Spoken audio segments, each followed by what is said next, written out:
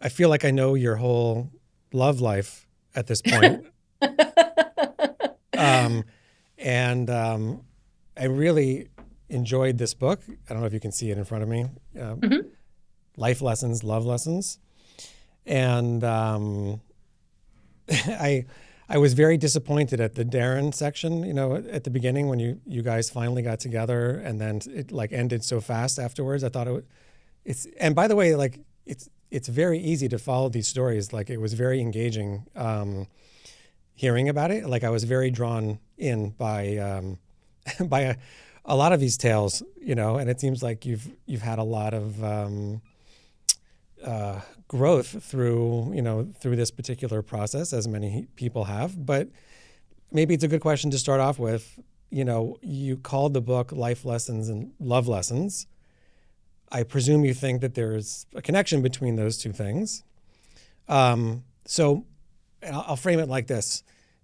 There's a great song from 1929 by Cole Porter called "What Is This Thing Called Love." Maybe you've heard it. Great song. Yes. Um, and this maybe is a deep question to start off with, but in your thinking, what is love? What's it about? It's a mysterious thing. People have wondered at it for many, probably millennium. Mhm. And what is its bearing on day to day life for you and for all of us? Well, where I've arrived at the end of this book is that love is really a spontaneous experience of wholeness.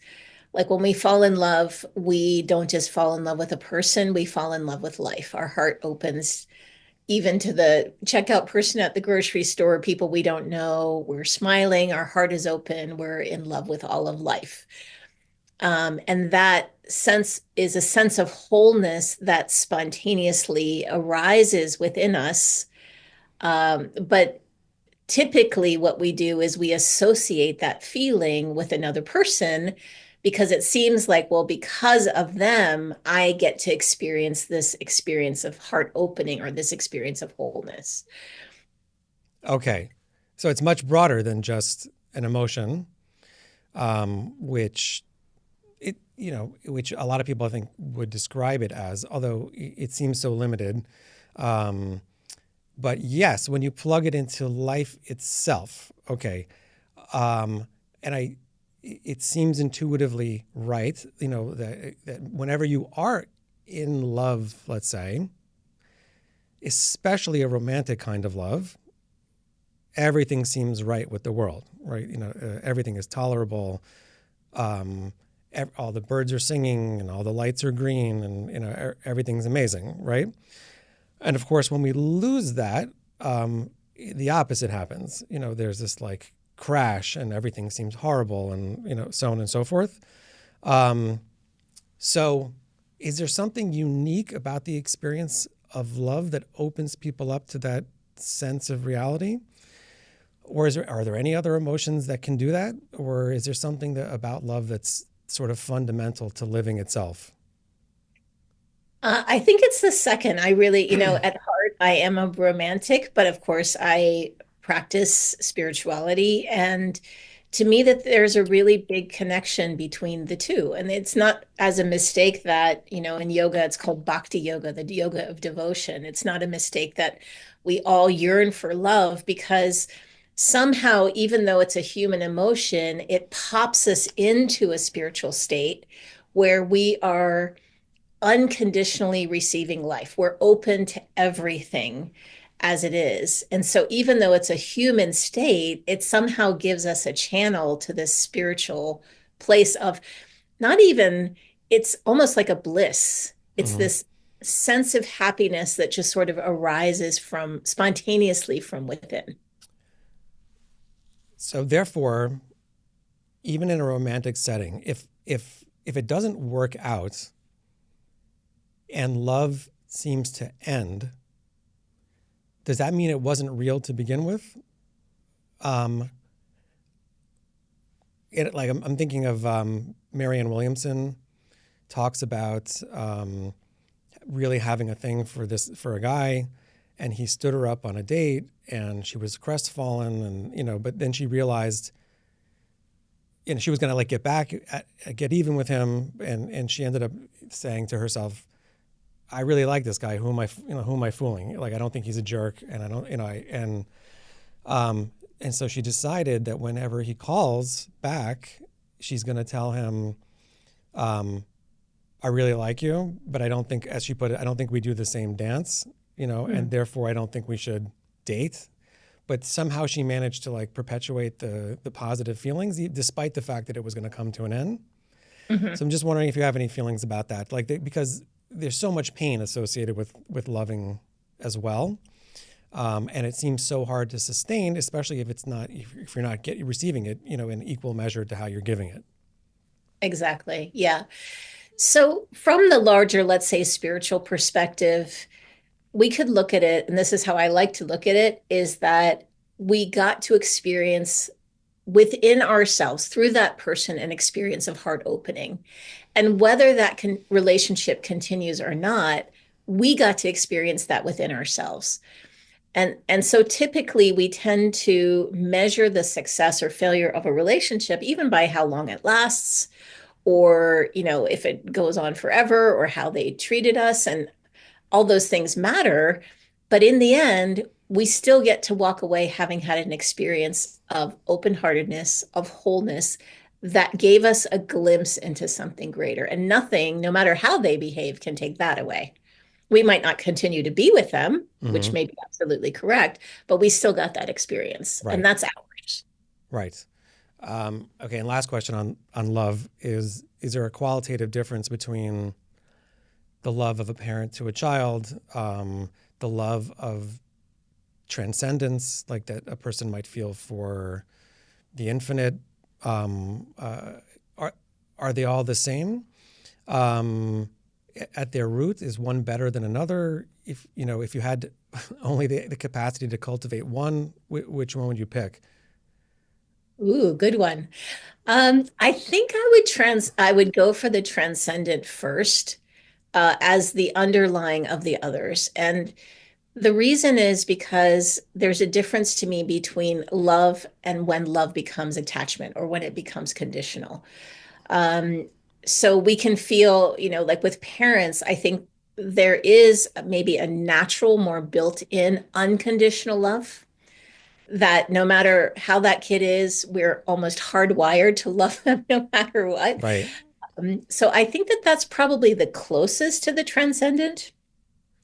Whereas in love relationships, to me, it more easily becomes attachment, it becomes need, it becomes dependency, it becomes an exchange. Will you give me this and I'll give you that? Right.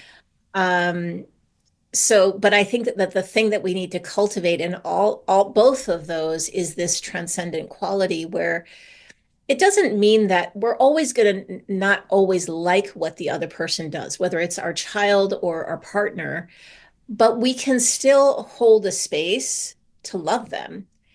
And it does, and that may be that you no longer have a relationship with them, Mm-hmm.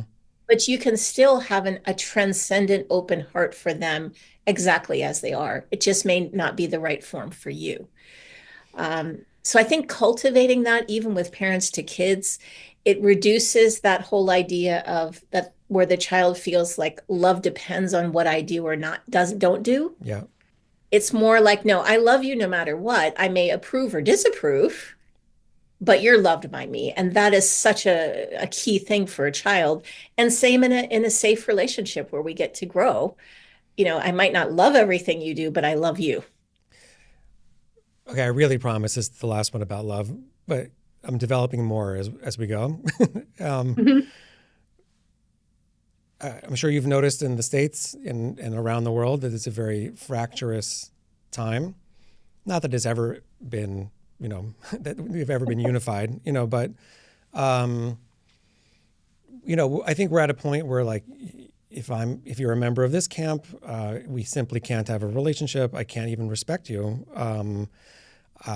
Certainly can't love you, but many of the ancient traditions teach a kind of unconditional love, whether it's, love your fellow as yourself, or the doctrine of turning the other cheek, and, loving, pray for your enemies, and I'm sure this exists in the Hindu tradition as well. Um, why are we so very bad at that at the moment and in general? And what could we do? And I think I know what you're going to say, but what could we do to be better at it?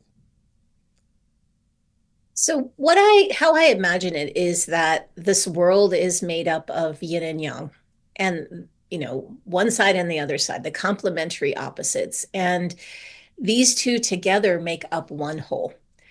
And when we are, this is going to sound strange, but when we're relaxed enough to see the underlying unity, like if two people are leaning away from each other, even though they're leaning away, the balance between the two opposites creates one whole. And when we're relaxed enough and at peace and enough inside of us, we're able to appreciate that even though this person appears to be leaning away from me, they in fact are contributing to the whole in some way. Mm-hmm. And I believe in part of it is just simply we are too stressed out. I know this sounds crazy, but I really believe it that we have come to such a state of tension and tightness and constriction. It has led to a constriction in our own point of view. So now I see somebody leaning away from me, and instead of, oh, wow, you bring this to the table, you're my enemy. You don't think the same as me, therefore you are the opposite of me, therefore you're my enemy. And the only way to fix this is that you're like me. And so there's one who's saying, you should be like me, you should be like me. And in the end, what we get obviously is struggle and conflict.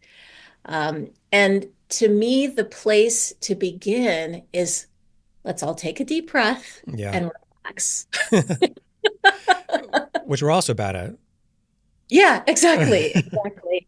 And just immediately, as soon as we all, just even viscerally in our body come to a place of more peace, it's like we move from the more dualistic perspective to, oh, yeah, I remember, I appreciate that about you. And oh, yeah, you do bring that to the whole. And we begin to see what the other person is trying to say in their own way, in their own words. And we start to get connected back to the yin and yang of it all rather than one versus the other. Makes sense. Easier said than done, of course, for everybody. But Yeah. um, so let me pivot for a second. One of the aspects of your story that I really just enjoyed hearing about was also your upbringing. Very unusual, and you're the daughter of a very successful guru, and I have no idea what that's like, but there were certain expectations of you, certain pressures, but there also seemed to be certain freedoms, that you had that other kids don't have. And my question is, outside of just what was, were you a naturally spiritual kid? Because it does seem like there were moments of rebelliousness and, pushing the limits. And, did you feel sort of controlled by the system, and wanted to escape it, and therefore you came to spirituality more later, or was it always just sort of part of you and took a while to sort of flourish? Does that make sense? Yeah, Okay. absolutely. I think it was both. Early on, when I was younger, it was definitely just naturally a part of me. Of course, it was just sort of osmosis. You pick it up. And it felt very natural to me. It didn't feel like anything foreign or imposed. But then around teenage years, I would say 17, 18, 19, um, into my early 20s, it started to feel like, well, in the, what do you say? I forget how you say that, but just in the pride of my youth, I thought I knew better, than these 1,000 years old yogic teachings. Right. And went out thinking I'm going to change the world through, I wanted to be a diplomat. Mm-hmm.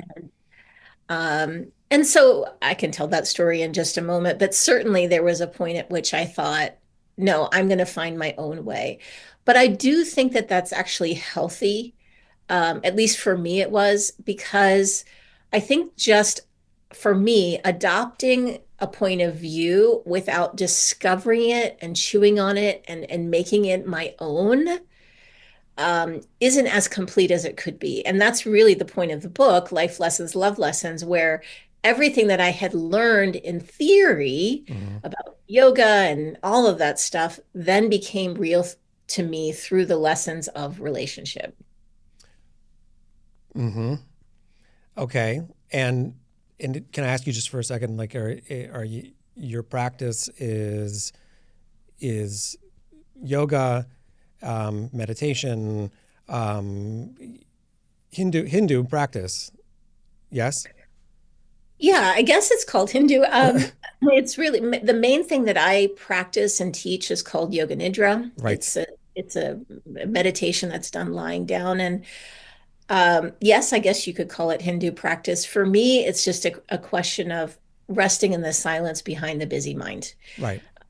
and just in a core essence of silence and peace inside of myself, and finding the peace there Right. rather than relying on things outside of me. So one of the things that I'm interested in is the perennial philosophy. I'm very excited by the connections between theologies and spiritualities, and the commonalities really stimulate me. And I don't think things last for thousands and thousands of years if there's nothing to them. And also tend to think that there was a certain wisdom that the ancients had that we don't have so much anymore. The wisdom of concentration, of focus, of patience, of a very different kind of lifestyle that I think we were referencing before. That would be very extremely positive for people to discover now, and Mhm. and and I think slowly some people are, but it's for a Westerner like myself growing up here in New York. You see that Hinduism and the Eastern traditions had a massive impact on Western culture, right? Everybody knows the term karma. Everybody knows mantra, yin and yang, which you mentioned before. Like it's really penetrated the consciousness, I think, of your average Westerner. Mhm. I don't know to what degree that they, successfully engage in it. Although I know mindfulness is extremely popular, meditation is very popular, and yoga is very popular, right? But could you tell me and the audience a little more about what Yoga Nidra is and what its goals are, and maybe a little bit about how it's accomplished? Yeah. So the speaking of the transcendent self, there are many ways you could use Yoga Nidra. You could think of it like a multi-purpose tool, but its ultimate purpose is really to realize or kinesthetically rest as the transcendent self that abides beyond the mind, beyond our emotions. And I think it was I am, right? We talk about it as the I am. And the idea is that there is a presence, a continuous, infinite, eternal presence that is there before our thoughts, before our emotions, before our feelings. It is there before, it is there during, it is there after. And we know this because this presence is able to identify the coming and going of things. And if it is identifying those things, it can't be those things. Mm-hmm. And so, according to the Eastern philosophy, this is who we really are, and that the cause of our suffering is we become identified with the things moving through the thoughts, the fears, and through identification, it's like this infinite, eternal presence assumes the limitations of whatever happens to be moving through awareness. And so the practice of Yoga Nidra and the technology of it is really a series of body, breath, and awareness techniques that are really designed to quiet the stuff that's moving through awareness so that you can notice the awareness itself. Mm-hmm. And that's really its technology. But what I love about it is that everybody can do it. If you can lie down and not fall asleep, you can do Yoga Nidra. Is it related to Advaita Vedanta? It is. It is definitely in terms of this presence that we're talking about. It would be a practice or a technique that would help us rest as what Advaita Vedanta is pointing to. Okay, and so you lie down, Hmm. You try to realize that your thoughts and your emotions are transient, and there's something underlying all of it. Exactly. Yeah. So what we do is we guide you through it's so yoga nidra means sleep, yoga means wholeness. And so what we do is through these progressive body, breath, and awareness techniques, we're helping release doing. It's almost like floating. So you're releasing more and more effort, and it's like a subtraction of doing. And the less that you're doing, the more that you begin to rest as the silence behind the sound of the mind. Mm-hmm. So, and the way that it works is by taking you into the same brain waves as sleep. The only difference is that you're maintaining a very gentle level of awareness. So you're Mm-hmm. able to experience what it is to kind of rest in that silent space behind the mind. It sounds very similar to techniques that I've heard about in lucid dreaming, Hmm. trying to stay sort of conscious as your mind is sort of settling into that liminal state. Hmm. Which by and I have tried, at least with those techniques, and I just always fall asleep. Like not that obviously people can do it, but Hmm. so how do you prevent people from just drifting off and not maximizing, that experience? Yeah. Well, what I like to say is restoration before liberation. So when we're going down into these states, they're also profoundly therapeutic and restorative. And so if your body needs rest, if it needs sleep, if it needs that regeneration, your body's going to go there first. Uh, And the more you practice, you'll naturally maintain a level of gentle awareness. It's sort of like as the battery fills, you're able to maintain that awareness. okay, so let's say, and I assume you have done this many times, but let's say you get down to your core awareness, let's call it. Mhm. Do you have a word for that? Awareness or presence. Yeah. Okay, and that's the real us. Hmm. Okay, but it's not the body, it's Correct. not the thoughts, it's not the emotions. Correct. Okay, what is it? what? Well, that's a good question. And it's interesting because many different traditions, like you're talking about, point to this thing in different ways. And so in some traditions, like in Zen, they call it no thing Mm-hmm. because it's that which is prior to things. Mm-hmm. Um, in some traditions, it's called love Mm-hmm. because its quality is that it's like a sky receives everything moving through it. This presence has no preference or judgment for or against anything moving through it. So it's unconditionally receptive or love. Okay. Um, so I guess its quality is that it has no quality of its own. It's just space for things to appear in it. Just like silence has no quality of its own, but it's space for my voice or your voice or whatever to appear in it. But when that sound is gone, it is left untouched. It's just a space of receptivity. Okay. Bear with me for a second. Yeah. Some traditions will call this a soul. Hmm. Some, modern day, a lot of talk about consciousnness now, Hmm. and Hmm. the possibility that consciousness resides everywhere. Panpsychism, cosmopsychism. That consciousness is part of the fabric of reality, or it's a field that exists like other fields in the universe. And this gets very tricky, I know, philosophically, but does it have a purpose? Um, does it just happen to be there? What's it doing hanging around in this body? Yeah. Well, I'm not sure if I can answer all of those, but I'll do my best. So first of all, you absolutely captured it. What I'm speaking to is this consciousness that is the backdrop of everything, but is pervading all of it. It's like the air in which we are moving. And what is said is that the one piece that I can point to is that consciousness.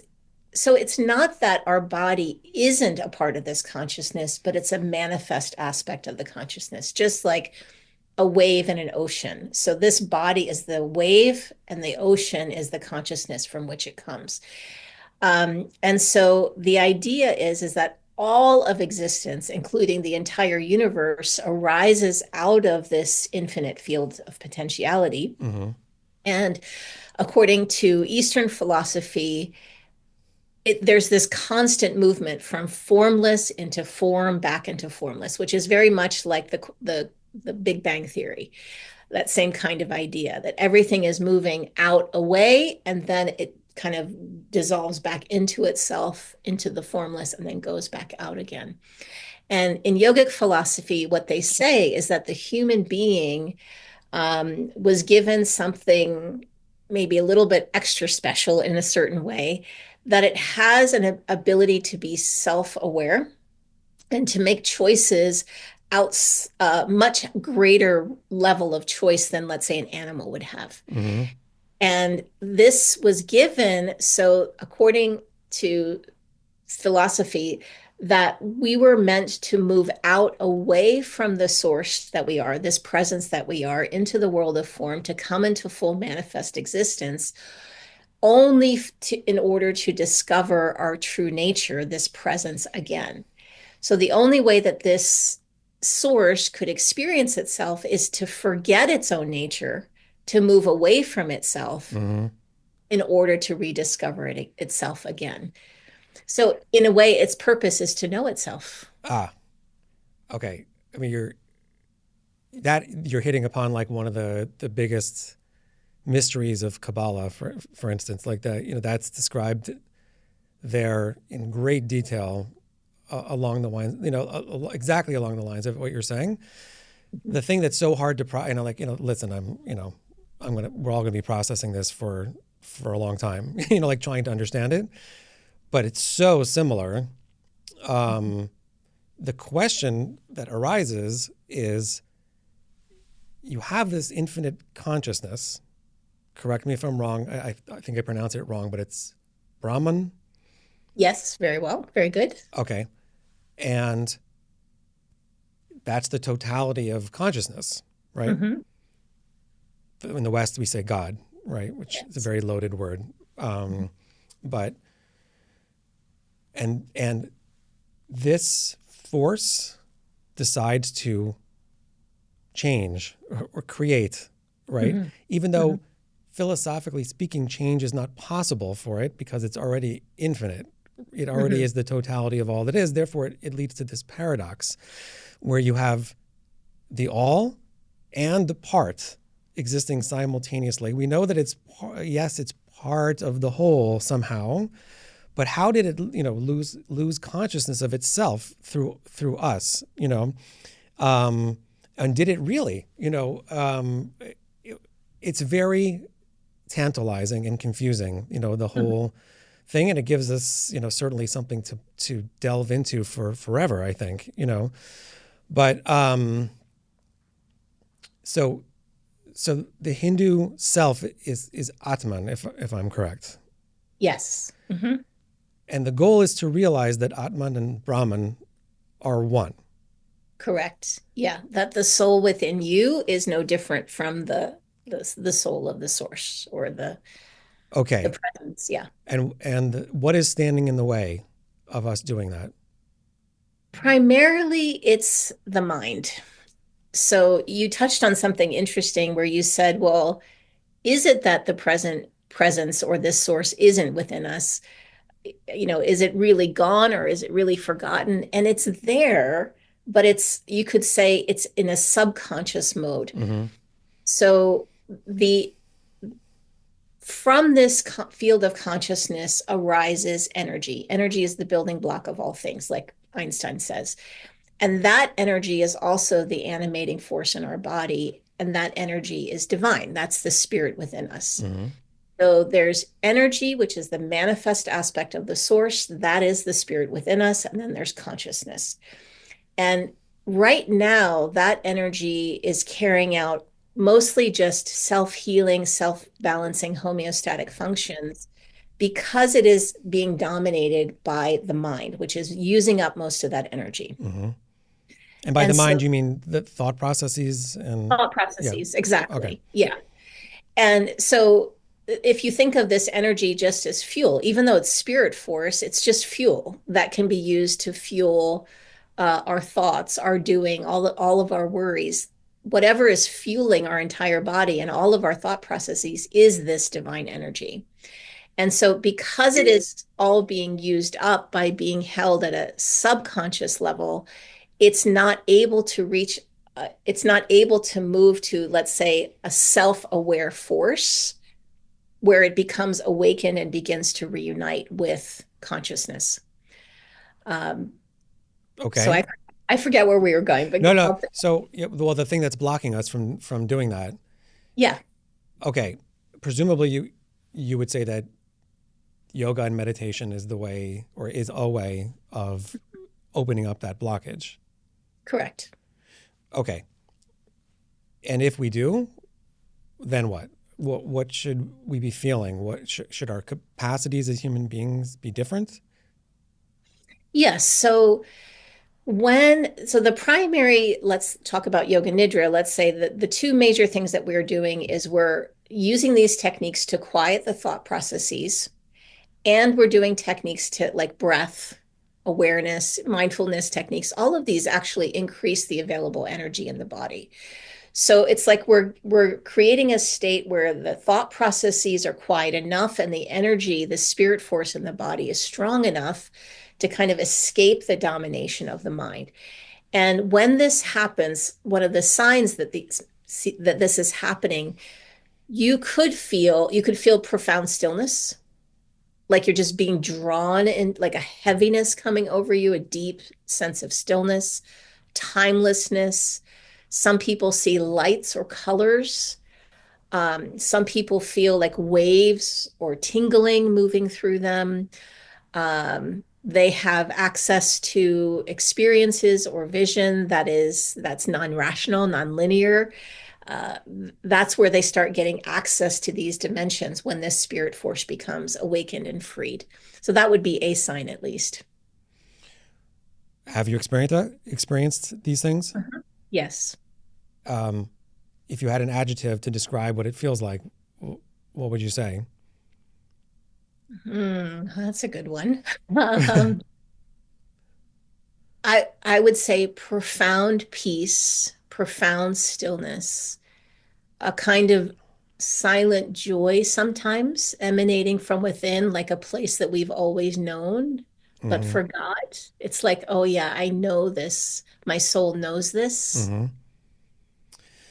There's um, there's a passage. Um, I don't know if you're familiar with it, but in the Book of Kings, there's a prophet called Elijah who has a prophetic experience in the desert, and this series of like big events seems to happen. There's a big storm, and it says, "But God was not in the storm." And then there's an earthquake, but God was not in the earthquake. And then there was a fire, and and then afterwards it says there was a thin, small, thin, still voice, and it says that was God, right? So the fireworks that people are looking for oftentimes, like the big concert or vacation or some reframing event, that gets you to think differently about your life and enjoy yourself. I think that a lot of people look for stimulation and enjoyment and meaning there, even though those things can be great, obviously. But the stillness that you're talking about reminded me of that passage. And again, I think that that's a commonality is if you can't get into that tiny, like quiet place, it's going to be very hard to get through the portal But it's so counterintuitive in some ways because you don't think that you have to make yourself smaller to fit through, if that makes sense. Hmm. Yes, absolutely. And it's hard to And do it because you have to be very humble and you have to be, you have to be a lot of good things, have a lot of positive traits to pull it off. But I think mhm, that's part of it also is that, the more you develop in those ways, society benefits as well from your growth as a person in a variety of ways. But okay, yes, a few more questions. I'm enjoying and talking to you, but go too, ahead. can I say one thing? Because what I heard in what you were saying also is to have the discernment for the subtlety. Because we're all looking for like you were saying, like the firecrackers and the party and all that, and really the real answer is in the subtle. It's the thing that's not so obvious. Right. But that it's real, back, 400 years ago when it got dark and everyone went home and, you had a candle and some books and like you had plenty of time to contemplate things, and now it's just like with artificial lighting and 24-hour access to everything and news flying back and forth and, even though I'm guilty of it like anybody else, but like scrolling through information constantly and like being bombarded with, it's just not conducive to this modality. Correct. Yeah, Yeah. unfortunately. But so the Eastern philosophies talk a lot about suffering, and suffering being like a big problem, and how to reduce it, how to end it seems to be like a major goal, Mhm. It also seems to acknowledge that suffering is a good teacher, you know. Mhm. Um, and it seems like a dichotomy to me sometimes. Like, do you just accept the suffering and say like, okay, the suffering is here to make me a more humble person, to give me insight into the nature of reality and so on and so forth. Like why the drive to like to end it so much? Hmm. So first thing that came to me was the distinction in Eastern philosophies that they're making between pain and suffering. So the first is that pain is going to be a part of our life. I mean, we're going to experience pain as a human being. That's there's no way out of that. The place where we get caught is with the suffering, where the example that I like to give is somebody slams a door. That's like pain. The suffering is that after they slammed the physical door, we keep slamming the door in our head about what they did. And that's the suffering. And that it perpetuates itself. And it looks like the other person caused that, but actually we are doing that to ourselves. And even though we can't stop the pain, what we can do something about is the suffering. And then to the second part of your question, sometimes we have to bump our heads or hit our heads up against that wall enough, trying to change another person or trying to change an outside situation or looking for the answer where it's not enough, often in a lot of pain, loss, failure, rejection, illness, where we hit up against it enough through suffering that eventually we say, enough. The answer cannot be here. Mm-hmm. And now I'm ready to look somewhere else. And very often that suffering then is the portal to where the real answer lies. Yes. It seems to me the minority of people say have had enough. Like that a lot of people just seem to say like, I'll just keep taking this right on the nose generationally if need be, just keep passing it from one family member to another. Um, is there, Yeah. I don't know. I mean, I don't even know what the question is, but I wanted to ask something along the lines of like, how can you get people to see that this can be different? It doesn't have to be like this, because some people, I've been studying your work. I've been very interested in Eastern thinking, and synthesizing it with my own tradition and with Western thinking, and finding, I guess, like I said, the commonalities.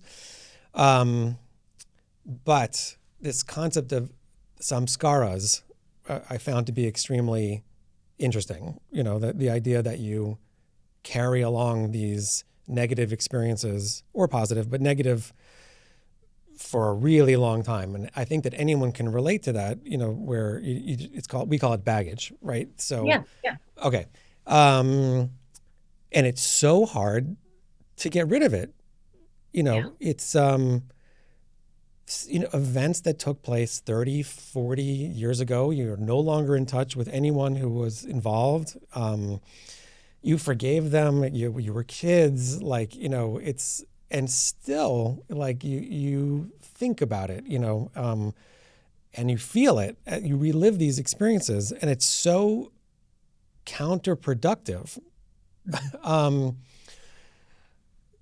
I think it's going to be the same answer, but you're like, we should open our hearts, and we should get silent and try to get in touch with the deepest aspect of ourselves, right? That's the solution? It's one. I think that's the ultimate solution. And so the way that I imagine it is, imagine that we have all this baggage that's sort of crowding our mind stuff. But through those clouds is the sun of the source.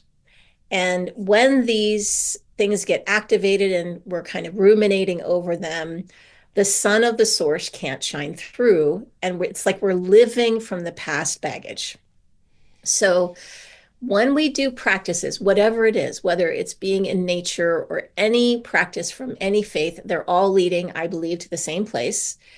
Um, it's like that baggage gets quieted enough that the silence behind can shine through. And we begin to be able to distinguish, oh my God, what happened when I was 5 years old isn't me. There's something beyond that. And so the answer isn't always in fighting the issue, it's in recognizing that you're more than that issue. But it can't just happen at the level of the mind, it's got to be Right. experiential. Yes. Yes. And I think that's why so much self-help doesn't Mhm. necessarily work, because it's Yeah. all intellectual. Mhm. And yes, the ideas are brilliant and possibly transformative, like, but until you, like, learn how to bring it into your gut, which is the hardest thing to do, Mhm. it's not going to be all, it's just going to remain a nice idea, Exactly. right. Yeah, it's just one more thought. A great thought, but how do we embody it? How do we become that? Right. Um, I have time for one more question. And I want to thank you in advance for really enlightening and fun conversation. And I want to recommend all of your work, including this one, to everyone who sees this. But this is something I deal with also. You're talking essentially about experiential learning as being primary, right? Yeah. And that's not popular in the analytic, hallways of the Western Academy, let's say, right? If you can't map it out mathematically, if there's no experiment that can be done to support it, I don't think we can measure chakras in a lab, so on and so forth. It doesn't exist, right? Mhm. So does it matter to you personally that there may not be scientific backing for some of these ideas and practices? Or do you say something like, listen, they can do their research, but when they sit down and really try to figure it out internally, then they'll see it, but it doesn't affect me whether they believe it or not, or does it bother you? It doesn't bother me. I think it's helpful to have something, like a little bit of science behind. I always think that like science or proof or research is the front door, enough to get people to be willing to practice. So like the stuff we've been talking about, I wouldn't necessarily, That's not the first thing I would talk about in a class. I would talk about what research there is in order to get them to practice, and then through the practice, the rest of it's revealed. Like what kind of research? The Yeah, benefits like of meditation. exactly, Yeah. exactly. Yeah, and like, it releases dopamine and increases your focus, your productivity, it prevents amygdala hijack and, your social emotional intelligence, all of these things to just get people going, oh yeah, I want that, enough to get them down into the practice that they're willing to do it. Okay. Thank you so much for all of your insightful information and your very engaging and entertaining writing. And I wish you a lot of continued success, and I hope our paths cross again in the future. I'm sure it will. This was such a great pleasure. Thank you so much. Okay. Have a great day and hopefully talk to you soon. Look forward to it. Thank you. Okay. Bye bye.